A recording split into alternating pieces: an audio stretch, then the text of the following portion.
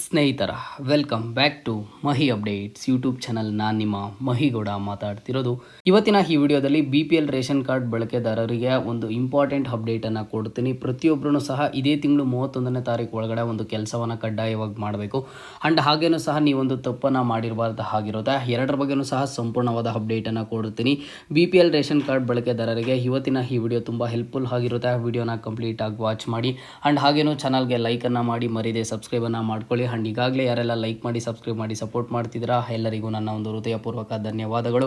ಮೊದಲಿಗೆ ನೋಡಿ, ಕೇಂದ್ರ ಸರ್ಕಾರದಿಂದ BPL ರೇಷನ್ ಕಾರ್ಡ್ ಬಳಕೆದಾರರಿಗೆ ಒಂದು ಅಪ್ಡೇಟನ್ನು ಕೊಟ್ಟಿರುವಂಥದ್ದು, ಒಂದು ಡೆಡ್ಲೈನನ್ನು ಕೊಟ್ಟಿರುವಂಥದ್ದು. ಇದೇ ತಿಂಗಳು 31ನೇ ತಾರೀಕು ಒಳಗಡೆ ಪ್ರತಿಯೊಂದು BPL ರೇಷನ್ ಕಾರ್ಡ್ ಬಳಕೆದಾರರನ್ನು ಸಹ ಈ ಒಂದು ಕೆಲಸ ಮಾಡಲೇಬೇಕು. ಏನು ಅಂತ ನೀವು ಕೇಳ್ಬೋದು. ನೋಡಿ, ನಿಮ್ಮ ಒಂದು ರೇಷನ್ ಕಾರ್ಡ್ KYC ಸ್ಟೇಟಸ್ ಏನಿದೆ, ಈ ಒಂದು KYC ಸ್ಟೇಟಸ್ಸು ನಿಮ್ಮ ಒಂದು ರೇಷನ್ ಕಾರ್ಡ್ನಲ್ಲಿರುವಂತಹ ಎಲ್ಲ ಮೆಂಬರ್ಸ್ದು KYC ಸ್ಟೇಟಸ್ ಆದರೆ ಆ್ಯಕ್ಟಿವಲ್ಲಿ ಇರಬೇಕು. ಇನ್ ಕೇಸ್ ಯಾರ್ದಾದ್ರೂ ಇನ್ಯಾಕ್ಟಿವ್ ಅಂತ ಇತ್ತು ಅಂತ ಅಂದರೆ ಅಂತಹವರು ಈ ಕೂಡಲೇ ಹೋಗಿ ನಿಮ್ಮ ಒಂದು ನ್ಯಾಯಬೆಲೆ ಅಂಗಡಿಗೆ ಆಗಸ್ಟ್ 31ನೇ ತಾರೀಕು ಒಳಗಡೆ ನಿಮ್ಮ ಒಂದು KYC ಸ್ಟೇಟಸನ್ನು ಆ್ಯಕ್ಟಿವ್ ಮಾಡ್ಕೋಬೇಕಾಗುತ್ತೆ. ಯಾಕಂತ ಅಂದರೆ ಈಗ ಏನಾದರೂ ನಿಮ್ಮ ಒಂದು ರೇಷನ್ ಕಾರ್ಡ್ನಲ್ಲಿರುವಂತಹ ಮೆಂಬರ್ಸ್ ಈಗ ಟೋಟಲ್ ಒಂದು 5 ಮೆಂಬರ್ಸ್ ಇದ್ರು ಅಂತ ಅಂದರೆ 5 ಮೆಂಬರ್ಸ್ದು KYC ಸ್ಟೇಟಸ್ ಆದರೆ ಆ್ಯಕ್ಟಿವಲ್ಲಿ ಇರಬೇಕಾಗುತ್ತೆ. ಇನ್ ಕೇಸ್ ಯಾರ್ದಾದ್ರೂ ಇನ್ಯಾಕ್ಟಿವ್ ಇತ್ತು ಅಂತಹವ್ರು ಏನಾದರೂ 31ನೇ ತಾರೀಕು ಒಳಗಡೆ KYCಯನ್ನು ಮಾಡಿಸಿಲ್ಲ ಅಂತ ಅಂದರೆ ಅಂತಹ ಅವರನ್ನು ಆ ಒಂದು ರೇಷನ್ ಕಾರ್ಡಿಂದ ಹೊರಗಿಡಲಾಗುತ್ತದೆ. ಹಾಗಾಗಿ ನೀವೇನು ಮಾಡ್ತೀರಾ ಅಂತಂದರೆ ಮೊದಲಿಗೆ ನಿಮ್ಮ ಒಂದು KYC ಸ್ಟೇಟಸನ್ನು ಚೆಕ್ ಮಾಡ್ಕೊಳ್ಳಿ. ನಿಮ್ಮ ಒಂದು ರೇಷನ್ ಕಾರ್ಡ್ನಲ್ಲಿರುವಂತಹ ಎಲ್ಲ ಮೆಂಬರ್ಸ್ದು KYC ಸ್ಟೇಟಸ್ ಆ್ಯಕ್ಟಿವ್ ಇದೆಯಾ ಇಲ್ಲ ಅನ್ನೋದನ್ನು ಚೆಕ್ ಮಾಡ್ಕೊಳ್ಳಿ.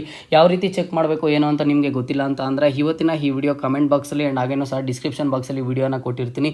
ಆ ವಿಡಿಯೋದಲ್ಲಿ ನಾನು ನಿಮಗೆ ಡೀಟೇಲ್ಡಾಗಿ ಹೇಳಿದ್ದೀನಿ. ಅಲ್ಲಿ ಹೋಗಿ ನೀವು ಚೆಕ್ ಮಾಡ್ಕೊಳ್ಳಿ ನಿಮ್ಮ ಒಂದು KYC ಸ್ಟೇಟಸ್ ಏನಾಗಿದೆ ಅಂತ ಹೇಳಿಬಿಟ್ಟು. ಇದೇ ತಿಂಗಳು 31ನೇ ತಾರೀಕುವರೆಗೂ ಟೈಮನ್ನು ಕೊಟ್ಟಿದ್ದಾರೆ. ಇನ್ ಕೇಸ್ ಇನ್ಯಾಕ್ಟಿವ್ ಇತ್ತು ಅಂತಂದರೆ ಈ ಕೂಡಲೇ ಹೋಗಿ ಒಂದು KYC ಅನ್ನಾದರೆ ನೀವು ರೆಡಿ ಮಾಡಿಸ್ಕೊಳ್ಳಿ. ನಿಮಗೆ ನೋಡಿ, ಯಾವುದೇ ಥರದ ದುಡ್ಡಾದರೆ ಕೊಡೋಂಗಿಲ್ಲ. ನ್ಯಾಯಬೆಲೆ ಅಂಗಡಿಗೆ KYCಯನ್ನು ಮಾಡಿಸೋದಕ್ಕೆ ಹೋದಾಗ ಇದನ್ನು ಫ್ರೀ ಆಗಿರುತ್ತೆ ಅಂತ ಹೇಳಿಬಿಟ್ಟು ಕೇಂದ್ರ ಸರ್ಕಾರದಿಂದ ಹೇಳಿದ್ದಾರೆ. ಆ್ಯಂಡ್ ಹಾಗೇನೂ ಸಹ ಒಂದು ಖಡಕ್ ಎಚ್ಚರಿಕೆಯನ್ನು ಕೊಟ್ಟಿದ್ದಾರೆ. ಏನೊಂದು ಎಚ್ಚರಿಕೆ ಕೊಟ್ಟಿದ್ದಾರೆ ಅಂತ ಅಂದರೆ BPL ರೇಷನ್ ಕಾರ್ಡ್ ಬಳಕೆದಾರರು ಏನಾದ್ರೂ ಸಹ ಅವರು ಒಂದು ಆರ್ಥಿಕವಾಗಿ ಚೆನ್ನಾಗಿದ್ದೂ ಸಹ ಸುಮ್ಮನೆ ಆದರೂ ಸುಳ್ಳು ಮಾಹಿತಿಯನ್ನು ಕೊಟ್ಟು BPL ರೇಷನ್ ಕಾರ್ಡ್ನ ಏನಾದರೂ ಮಾಡಿಸ್ಕೊಂಡಿದ್ರೆ ಅದು ಕಾನೂನಿಗೆ ವಿರುದ್ಧವಾಗಿರುತ್ತದೆ. ಆ್ಯಂಡ್ ಹಾಗೇನು ಒಂದೇ ಮನೆಯಲ್ಲಿದ್ದು 2-3 ರೇಷನ್ ಕಾರ್ಡ್ಸನ್ನು ಏನಾದರೂ ಮಾಡಿಸ್ಕೊಂಡಿದ್ರೆ ಅದನ್ನು ಸಹ ಕಾನೂನಿಗೆ ವಿರುದ್ಧವಾಗಿರುತ್ತದೆ. ಹಾಗೆ ನೀವೇನು ಮಾಡ್ತೀರಾ ಅಂತ ಅಂದರೆ ಇನ್ ಕೇಸ್ ನೀವೇನಾದರೂ ಸುಳ್ಳು ಇನ್ಫಾರ್ಮೇಷನನ್ನು ಕೊಟ್ಟು BPL ರೇಷನ್ ಕಾರ್ಡನ್ನು ಮಾಡಿಸ್ಕೊಂಡಿದ್ರೆ ಅಥವಾ ಒಂದೇ ಮನೆಯಲ್ಲಿದ್ದು 2-3 ಈ ರೀತಿ ಏನಾದರೂ ರೇಷನ್ ಕಾರ್ಡನ್ನು ಮಾಡಿಸ್ಕೊಂಡಿದ್ರೆ ನೀವು ಈ ಕೂಡಲೇ ತಾಲೂಕು ಕಚೇರಿನೋ ಅಥವಾ ಆಹಾರ ನಿರೀಕ್ಷರನ್ನು ಸಂಪರ್ಕಿಸಿ ನಿಮ್ಮ ಒಂದು ಪಡಿತರ ಚೀಟಿಯನ್ನು ಕ್ಯಾನ್ಸಲ್ ಮಾಡಿಸ್ಕೊಳ್ಳಿ ಅಂತ ಹೇಳಿಬಿಟ್ಟು ಆಹಾರ ಇಲಾಖೆ ಕಡೆಯಿಂದ ಇದು ಬಂದಿರುವಂತಹ ಒಂದು ಅಪ್ಡೇಟ್ ಆಗಿರುತ್ತೆ. ಓಂ ಶ್ರೀ ಕೊಲ್ಲೂರು ಮೂಕಾಂಬಿಕಾ ಜ್ಯೋತಿಷ್ಯರು ಪ್ರೀತಿಯಲ್ಲಿ ಕಿರಿಕಿರಿ, ಮದುವೆ ಸಮಸ್ಯೆ, ಗಂಡ ಹೆಂಡತಿ ಕಿರಿಕಿರಿ, ಅತ್ತೆ ಸೊಸೆ ಜಗಳ, ಶತ್ರುಗಳ ನಾಶ, ಮಹಿಳೆಯರ ಗುಪ್ತ ಸಮಸ್ಯೆಗೆ ವಿಶೇಷ ಪರಿಹಾರ ಆದರೆ ಮಾಡಿಕೊಡ್ತಾರೆ. ನೀವು ಇಲ್ಲಿ ಕೆಳಗಡೆ ಸ್ಕ್ರೋಲ್ ಆಗ್ತಿರುವಂತಹ ನಂಬರ್ಗಾದರೆ ಕರೆ ಮಾಡಿ.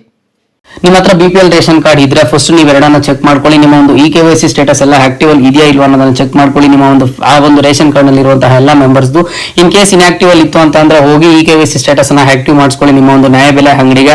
ಅಂಡ್ ಹಾಗೆ ಸುಳ್ಳು ಇನ್ಫಾರ್ಮೇಶನ್ ಅನ್ನ ಕೊಟ್ಬಿಟ್ಟು ನೀವೇನಾದ್ರೂ BPL ರೇಷನ್ ಕಾರ್ಡ್ ಅನ್ನ ಪಡ್ಕೊಂಡಿದ್ರೆ ಅಥವಾ ಒಂದೇ ಮನೆಯಲ್ಲಿದ್ದು 2-3 ರೇಷನ್ ಕಾರ್ಡ್ ಏನಾದ್ರೂ ಇತ್ತು ಅಂತ ಅಂದ್ರೆ ಹೋಗಿ ನಿಮ್ಮ ಒಂದು ರೇಷನ್ ಕಾರ್ಡ್ ಗಳನ್ನ ಕ್ಯಾನ್ಸಲ್ ಮಾಡಿಸ್ಕೊಳ್ಳಿ ಅಂತ ಹೇಳ್ಬಿಟ್ಟು ಆಹಾರ ಇಲಾಖೆ ಕಡೆಯಿಂದ ಇದೀಗ ಬಂದಿರುವಂತಹ ಅಪ್ಡೇಟ್ ಆಗಿರುತ್ತೆ. ಇದೇ ತರಹದ ಎಲ್ಲ ಅಪ್ಡೇಟ್ಸ್ಗಾಗಿ ಈ ಕೂಡಲೇ ಚಾನಲ್ನ ಸಬ್ಸ್ಕ್ರೈಬ್ ಅನ್ನ ಮಾಡ್ಕೊಳ್ಳಿ.